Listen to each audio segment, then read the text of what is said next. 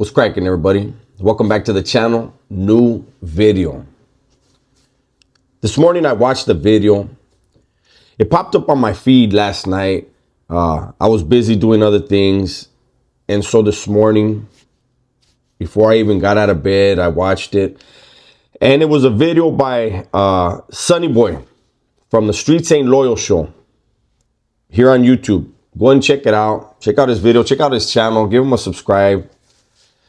But Sonny was talking about leaving YouTube. He's contemplating leaving YouTube. Sonny is someone who had a life sentence, was really in the streets, was really in the, really did do some stuff, and went to prison and got lucky on his case, and his case got overturned or something, and he's out, and the guy is he's been involved in different TV shows. He's going to college. He has a message, man. A message of positivity. Does he get caught up in some stuff? Yeah, we all do at times. We're human. We're not perfect, right? But to hear him say that he's debating, he's seriously contemplating not doing YouTube anymore.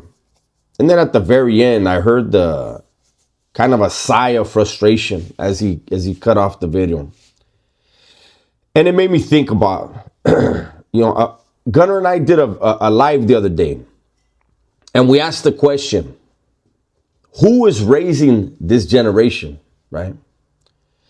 And we were talking about how when we were growing up, Sonny's a little older than I am, probably 4 or 5 years older than I am, right?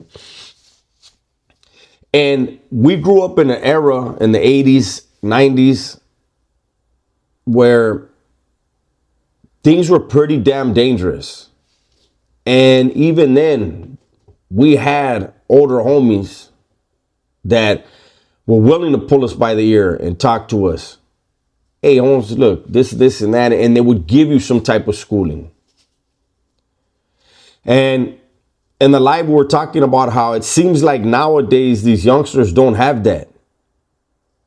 It's the blind leading the blind, encouraging a lot of stuff that we wouldn't have encouraged or even allowed back in our days when we were young, right?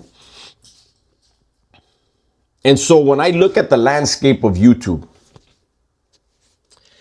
and it's unfortunate that we've kind of all been pigeonholed into this little box, prison genre. Myself, I've never considered myself a prison channel, and people say, well, that's all you talk about. Well, if I would have grew up on the streets and became a carpenter, I would talk about that. My videos are, especially on this channel, my other channel is a reaction channel, I clown, but on this channel, my videos are giving you a glimpse into the criminal life, the prison life, the pitfalls of both, the reality of both, and also to show you that somebody like me could make horrible decisions and then fucking grow up and then do good things with my life. And hopefully it'll be an example or a blueprint for you.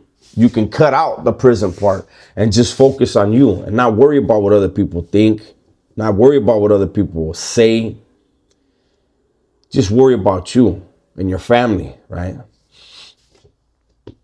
And Sonny does the same thing in his own way.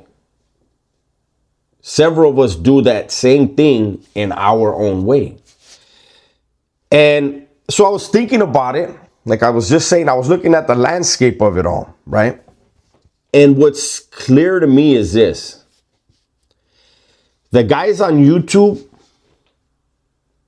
the content creators on YouTube that are in the prison genre, the ones who are really about that life, that really did stuff in the streets, that had to sit down and do some serious time and did things behind the walls and got involved in the stuff behind the walls, unfortunately, those are the guys that are really trying to help. Those are the guys that are trying to give you a glimpse at how that is not a life that anybody should want to be a part of. It's the guys, all these trolls and all these dudes that have the most to say.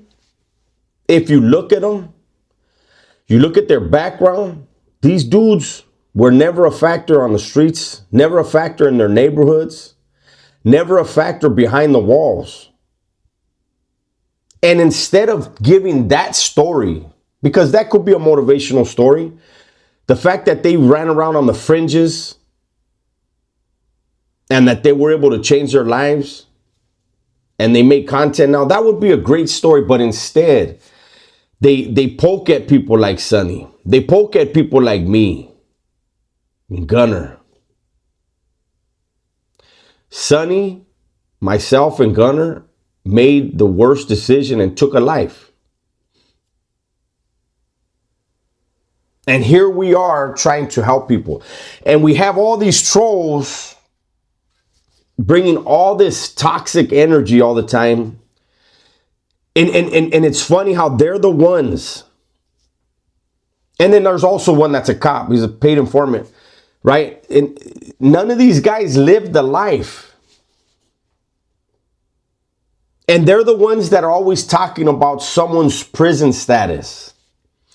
You know, and they talk about, oh, Dove's lied about that. I've never lied about a damn thing. I've always, when I've been asked about prison status, I say, I'm not in prison. All that's irrelevant out here. And the guys who really are in that world, they're not asking those questions. They're not on YouTube. They're not concerned about it. So I'm hoping, man, because I get it. I get it. It can be very toxic.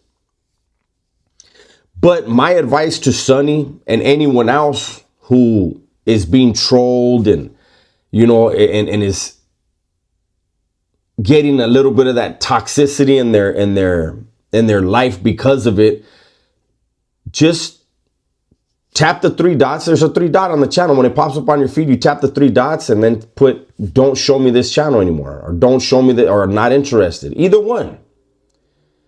And now and then people will still send you stuff because they'll say something that's so ridiculous. They'll be like, you got to check this out. And you'll check it out and you'll laugh at them. And then you move on.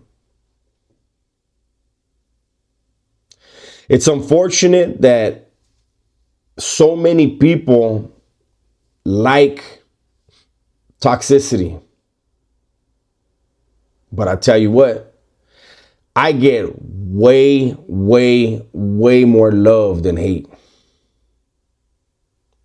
You know, the haters are like the Wes Watsons in the room, screaming and yelling for attention. Yet there's zero substance to what they have to say. I'm calm being the quietest one in the room. I'm good with being the quietest one in the room. I know who I am. I know what I've done.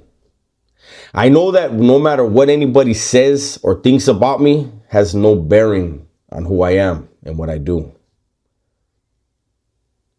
So I would hope that Sonny and anyone who's second guessing doing YouTube, I would hope that you would rethink leaving. Continue to be that beacon of positivity. Continue to share your life experiences. Man, to me, that's very inspirational for somebody like Sonny. And I don't know Sonny. I know him from YouTube, right? For him to have had a life sentence, got out, had some stumbles here and there, got involved and had, you know, in YouTube, had some stumbles with American Cholo and that whole thing, and was able to still continue to grow, to have been on several television shows. I think he's been in a couple movies, and to be in college in his 50s. Man, we need to cheer that. I give a damn about what a Section 8 dude and you know, a hating ass Section 8 dude or a dude living in a shed, and I don't care about what they have to say, man. I really don't. They should look to Sonny and say, damn, that's inspirational. They should look at their surroundings and say, how do I better this? And then watch somebody like Sonny. Do I agree with everything that Sonny has to say? Absolutely not. Do I support him and want to see him excel in life, not just on YouTube? Hell yeah. Any ex-convict who is out here doing the right things, I want to see them excel, because it helps those that we left behind the walls. It also shows these youngsters that you don't have to be running around with guns, putting in work, putting your life and your liberty on the line for something that didn't care about you before you came around and won't when you leave. I'm talking about neighborhoods. I'm talking about a whole lot of things, man. How about we start taking more pride in our last names than in what's on a street sign? That's what I care about. That's what's impressive to me. When I see a youngster that already owns a home or owns a business, I'm impressed. I'm impressed. I'm not impressed with prison talk. People talking about doing stuff like I was doing stuff in the streets when I was a teenager, right? I went to YA at 15. So prior to 15, the stuff these dudes talk about, and some of these dudes are in their 20s and 30s talking about street this and street that, and I'm like, fuck, eh? Last time my dumbass actually ran in the streets was when I was 19 years old and caught a body.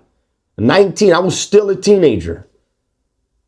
So when I hear somebody in their 30s or their 40s talking about that shit, I'm like, damn, Holmes, you still don't have a life? And then I have a lot of people who are in their 30s and 40s and are struggling to figure out how to get it and get a life, how to get out of that lifestyle and that way of thinking. And those are the ones I'm trying to help with these videos. But anybody bragging about that type of shit still, damn, Holmes. I feel for you. I really do. That ain't where it's at. So I hope this provokes some thoughts and some feelings, man, this video. It's important that we encourage those who have a good message to stick around. There's enough negativity and toxicity in the world that we can't just sit by and sit back and be quiet when people who are trying to bring positivity contemplate no longer sharing that positivity with you. That's my video for today, man. Hopefully you guys enjoyed it. Everybody, please be safe, be smart, and tell the ones you love that you love them, man. I'm out of here.